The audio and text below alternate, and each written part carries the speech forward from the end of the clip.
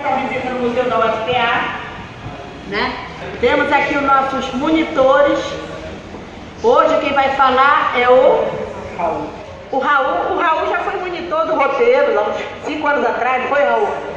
Estudou museologia, né? Eu acho que ele já se formou, não é isso? E o Raul vai falar um pouquinho aqui sobre o museu. Vamos lá. Vou apresentar rapidinho o museu aqui para vocês. Meu nome é Raul, eu sou formado em museologia. Então, vocês já vieram aqui no Museu da UFPA antes? Quem é que veio? Quem é que não veio? Levanta a mão. Quem veio? Quem não veio? Então, eu vou falar rapidinho o histórico aqui da casa. Essa casa aqui, ela foi construída em 1903, ou seja, ela tem 115 anos, 116 anos mais ou menos. Então, ela era a casa do governador Augusto Montenegro. Sabe da Avenida Augusto Montenegro? Ele era governador aqui do Pará no começo do século passado, e essa aqui era a casa dele. E ele morou aqui até mais ou menos ali em 1908, 1909, quando ele foi embora para Paris com a família, e aí a casa ficou aqui e foi vendida e foi passando de família em família, as famílias ricas aqui do estado. Então passou até o início da década de 60, quando essa casa foi comprada pela universidade, para ser aqui a sede da reitoria da Universidade Federal do Pará. Na época não era a Universidade Federal, era a Universidade do Pará. Só que aconteceu, veio a época da ditadura e começaram a federalizar alguns lugares, algumas universidades, e federalizaram a Universidade do Pará. E aí teve o ato de federalização em 59, onde se tornou a Universidade Federal do Pará. O que a gente tem aqui? Nessa época, essa casa aqui ela tem um estilo que a gente chama de eclético, que era um estilo do começo do século passado, que ele misturava vários outros movimentos. Então, ele não tinha um padrão a ser seguido. Se vocês forem perceber, depois quando vocês puderem andar aqui pela casa, vocês vão perceber que existem várias diferenças, assim.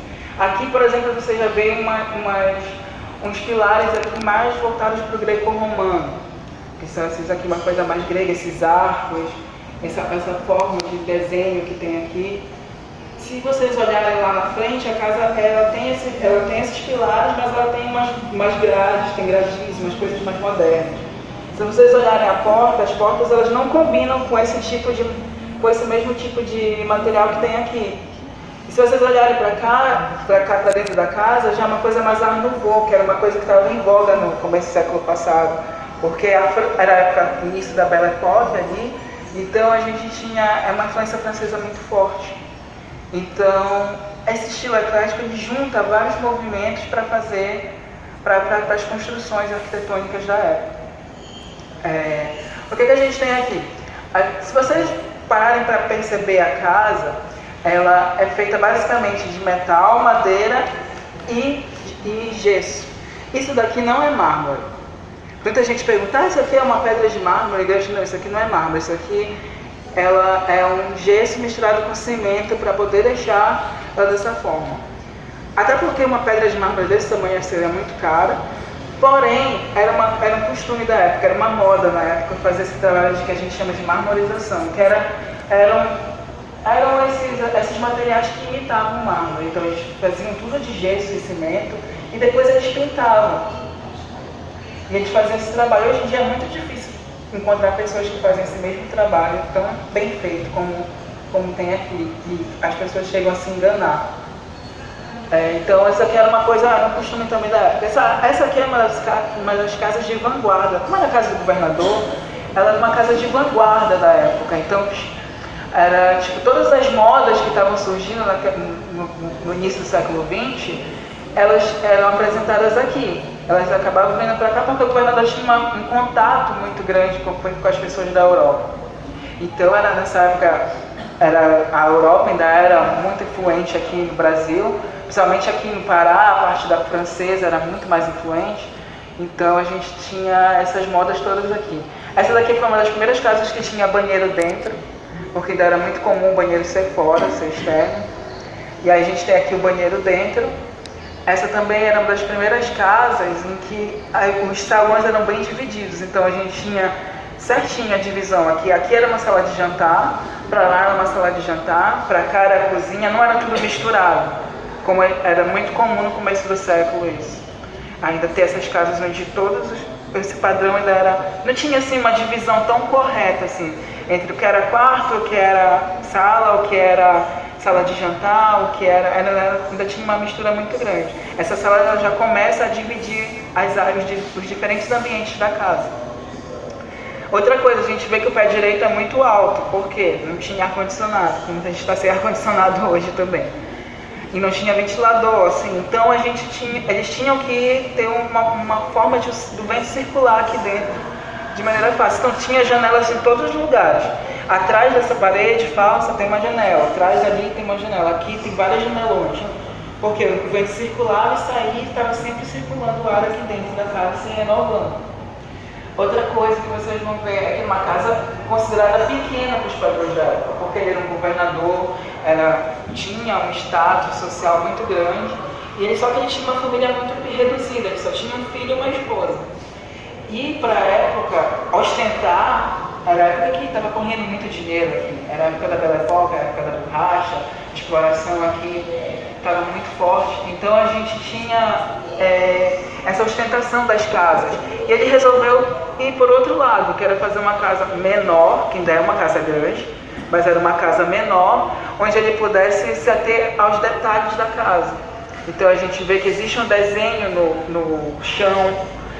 Esse chão aqui já não é mais original, mas aquele ali que vocês podem ver, ele é todo detalhado, tem vários desenhos. Então cada cômodo tem um desenho diferente. O desenho que está aqui não é o mesmo que está ali, que não é o mesmo que está dentro dessas salas daqui, que não é o mesmo que está nas outras salas. Então cada espaço tinha um desenho diferente. Da mesma forma, o teto daqui é um teto que ele é de metal, ele é de zinco. E ele é dessa cor mesmo, ele era dessa cor. Ele não era pintado, ele era pintado, aliás, mas ele não era colorido como o teto da outra sala. Então a gente tinha esse teto aqui de zinco, e ele marcava muito bem que aqui era uma sala de jantar, uma sala mais íntima. Lá, como era onde ele recebia as visitas, era uma coisa mais colorida. Então se vocês olharem naquela janelinha ali que sobrou do teto, a gente vê a cor original, que tinha cheio de desenhos, era cheio de detalhes. Além dos lustres, o que acontece? Os lustres que tinham aqui, o nosso forno não aguenta mais o peso deles, eram lustres bem grandes. E como é uma casa antiga, sofreu muitas avaliações, teve processo de restauro, o forno ele não aguenta mais o peso, a gente teve que tirar. Mas era todo cheio de lustres. Bem aqui tem 3, existiam 3 lustres, dá para vocês verem bem aqui. E para ali tinham 2, que era onde ficava a sala de visita dele. Então, essa é uma característica dessa cultura do começo do século, que era dividir as casas em seus ambientes, e os ambientes não conversavam tão bem entre si. Então, as pessoas que vinham para uma reunião, elas ficavam ali na sala de estar dele, e essa parte da sala de jantar era uma coisa mais íntima, quando a gente precisava fazer algum banquete, alguma coisa do tipo.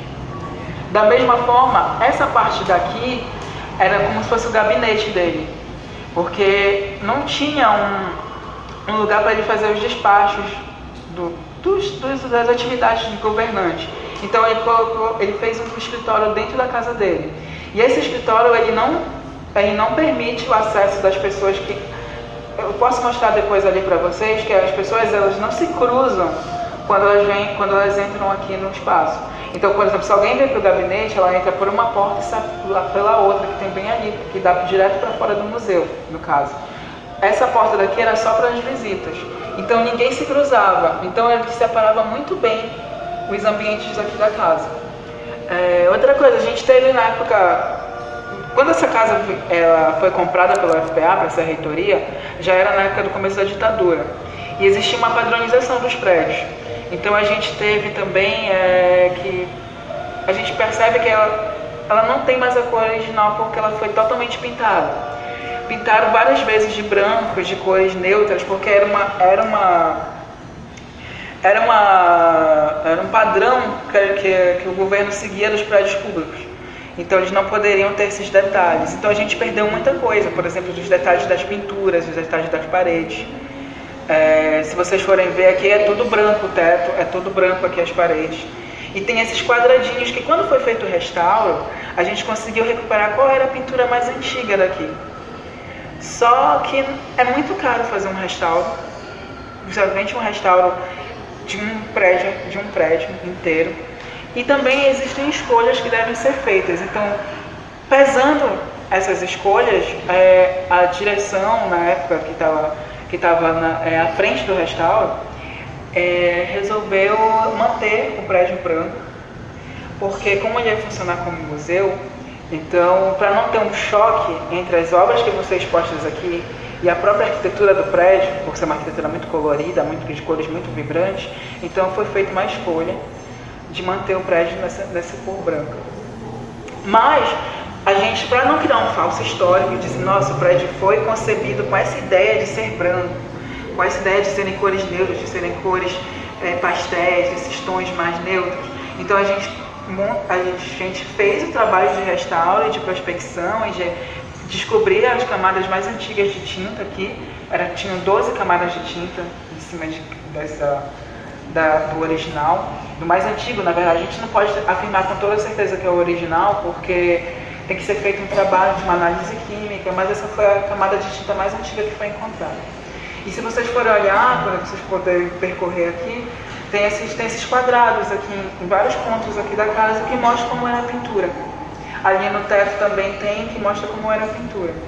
Basicamente, a gente conseguiu manter quase que fielmente a obra original, quando ela foi concebida, como essa casa foi concebida. Só que muitas coisas mudaram. Por exemplo, esse chão aqui não é mais original. E dá para perceber visivelmente que tem uma alteração aqui.